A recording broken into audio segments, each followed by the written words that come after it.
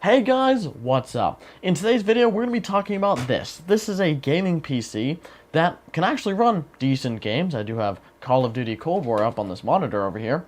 And I paid an astonishingly low price of only $250 US. Let's get in this video where I'm going to talk about how I built this PC, show you guys how it performs. So let's talk about the part that I have here to build this PC. I'm going to tell you guys the tips and tricks that I kind of have to purchasing what is, yes, a lot of used parts, and things to avoid when buying parts. If you don't know, my goal here was to build the cheapest, functioning, decent gaming computer. Decent. So that is working. Modern parts at least. I had expected this to cost actually a little bit more than I actually ended up with on my final bill, so I'm very happy with that. So let's get into the parts and how much I paid. This is our motherboard, which decided our AMD platform for today's build. This is the B450 Aorus M from Gigabyte.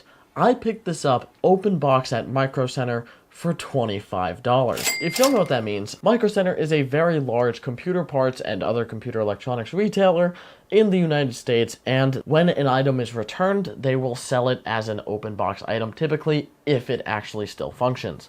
Now, the reason I was able to get this for $25 is because it was actually missing its I/O shield, and it was also missing the SATA cables that usually come with motherboards like this. But fortunately, I don't really care about the I/O shield. Half my builds don't have them anyway because I lose them so easily, and I don't need extra SATA cables, so that's fine. You're probably wondering where the mounting hardware was. It did come with its backplate. I just have that off because we're installing a stock cooler, so. Obviously, we're going with the AM4 platform today, and we actually have a B450 board, which might be even a little overkill, but for 25 bucks, it couldn't be beat. And to pair it with that, we have this AMD Ryzen 3 1200. Now, I have been told by the seller of this item that this is a 1200 AF. I don't necessarily have a way to verify that, otherwise by checking maybe CPU-Z. As far as I know, this is a 1200 AF. Basically what this is a 4-core, 4-thread Ryzen 3 CPU that has a 12 nanometer instead of a 14 nanometer core inside of it, so this should be pretty decent for just some light and,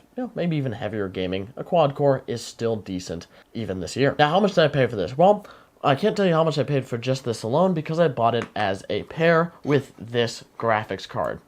Now, it doesn't look like much, but this is actually an MSI Aero GTX 1050 Ti. Now, if you've been here for a while, you probably know that I genuinely dislike the 1050 Ti. So why would I buy one to put in a PC? Well, it's not that I dislike this card because it's objectively terrible in some way by itself. Despite being just like weak, it's, stupid. The reason I hate it is because people will pay $100 for it. People will pay $150 for one of these, and that is disgusting. Never pay more than $100 for a card like this, and if you're spending $100 or anything near it, do not buy a 1050 Ti. It is not worth that much money for its performance. The reason I bought this card, because this card and this AMD quad-core CPU combined were $100. I found a seller on the app OfferUp. Now, I highly don't super recommend using it because it is full of scammers and stuff like that, but I usually go and I meet up and I buy used parts from people on that, making sure they're working and everything, and I was able to talk the person down to $100 for both of these items. So $100 for this GPU and CPU for our build. So we're only up to $125 and we have almost the entire build with these three parts. So for RAM, right now I only have 8 gigabytes, but I plan to hopefully upgrade that to 16 for $20 US, $20 flat. I got 2x4 gigabytes of DDR4. This is just some basic bare PCB. It's got a black PCB at least, so it actually matches with a bunch of our other parts. Although I would highly recommend upgrading to 16 gigs. That is 20 bucks for 8 gigs. Can't really be beat. Now, that actually goes along with this power supply, because on OfferUp from the same seller as the RAM, these are two different sellers between the GPU and CPU and then the RAM and power supply, I got this power supply. This is an EVGA 500 watt, 80 plus PSU.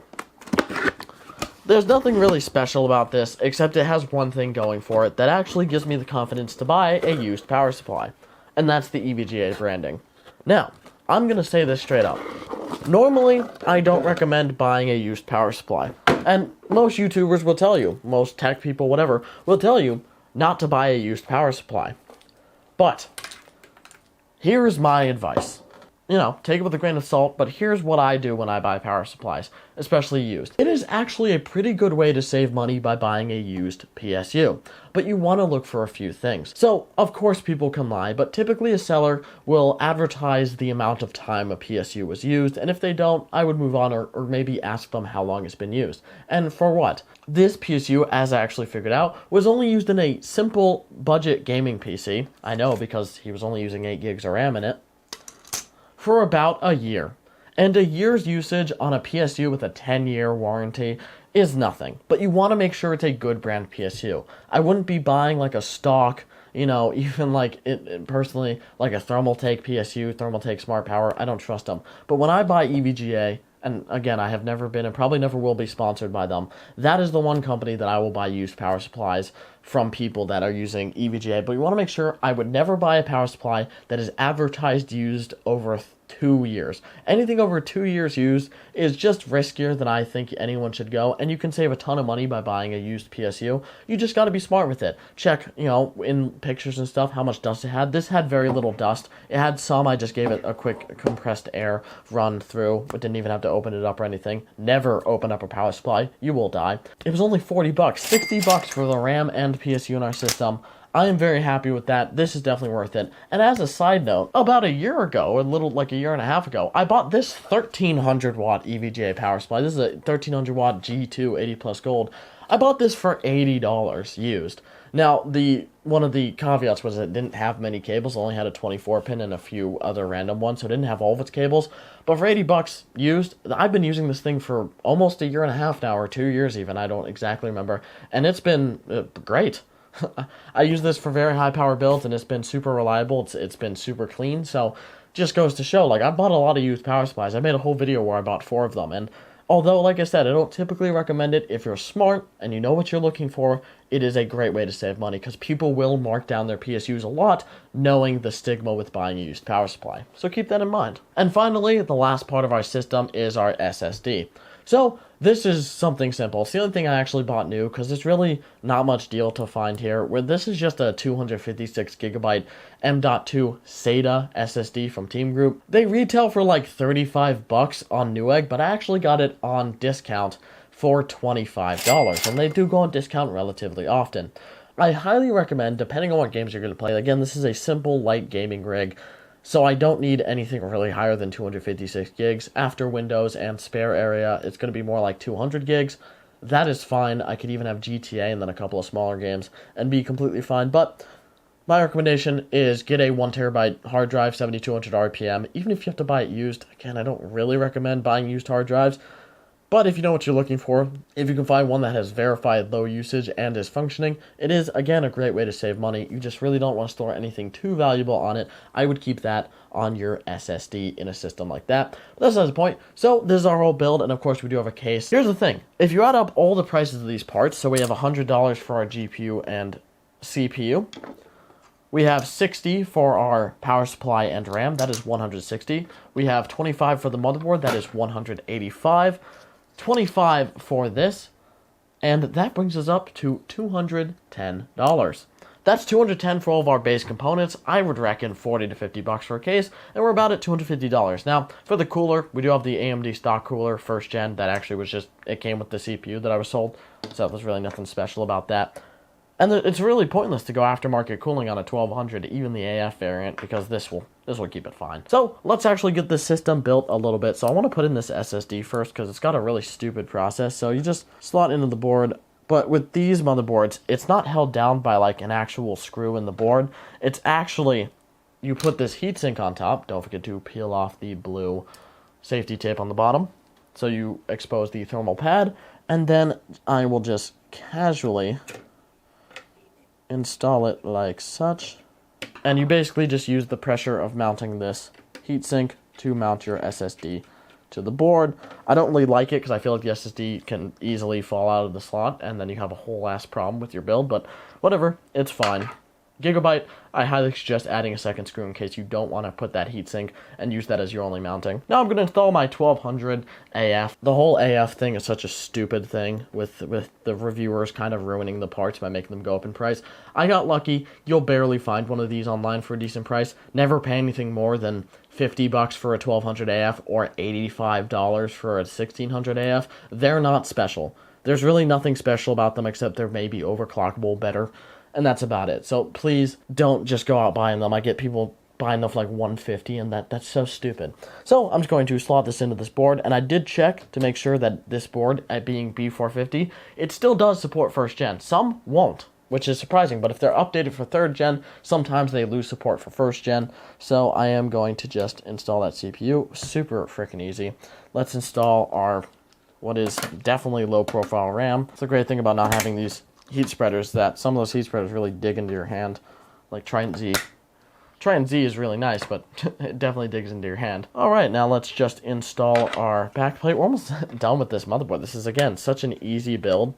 That's another thing about budget rigs. They're usually pretty easy to build. And we have a decent upgrade path. We can upgrade either, depending on what types of games we're playing.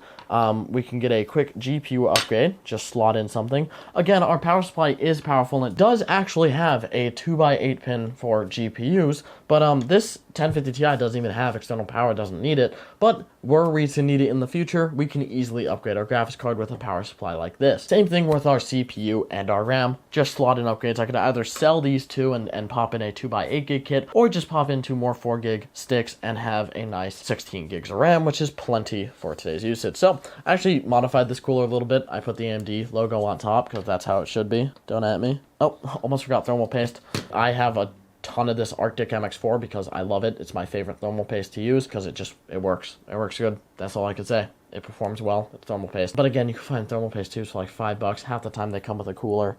I'm just going to put a slab across the CPU. That's probably way too much. I straight up don't care. Because too much has been proven to not really be a problem. It's when you have too little that you have bad contact and you have a bad time. Then I'm just going to screw this right into our motherboard. Again, it's such an easy build.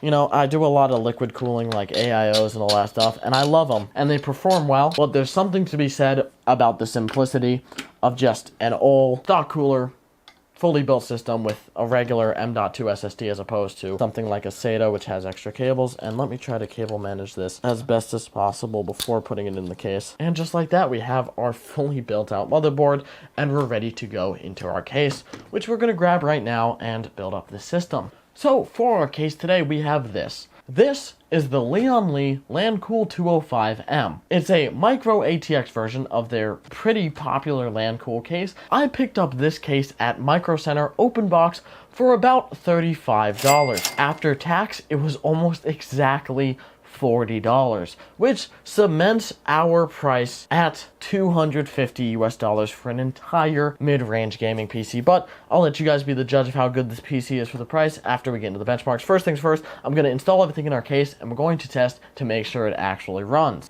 Alright guys, and just like that, we have our PC fully built. So what I want to do right now is plug in our display out here. We have a DVI, HDMI, and DisplayPort on this little graphics card, and let's see if our PC works. I of course do have the two pre-installed fans hooked up, one in the front, one in the back, so we do have plenty of airflow through our case for all of our components. Actually, this is a nice board. It has some diagnostic lights, so, you know, it tells you if your CPU, VGA, RAM is the issue with your board, or it just tells you if you're booting safely. So, we're in our BIOS now, and we have our CPU quad cores, temperature 20 degrees. Really? Time out. Oh, this mouse moves so slow in BIOS. Wow, that is really low, 21 degrees. I don't think I've seen a CPU that low in ever, like personally. Voltage, 1.116 volts. That's fine. Memory, we do have our 8 gigs fully installed. Correct voltage is perfect. Alright, so I do have some games pre-installed on this system, which I'm actually going to benchmark now that I have this thing fully built. So we'll have MSI Afterburn on the top left telling you what is going on in our system, what is being used max, and our FPS and everything. So let's get into the benchmarks.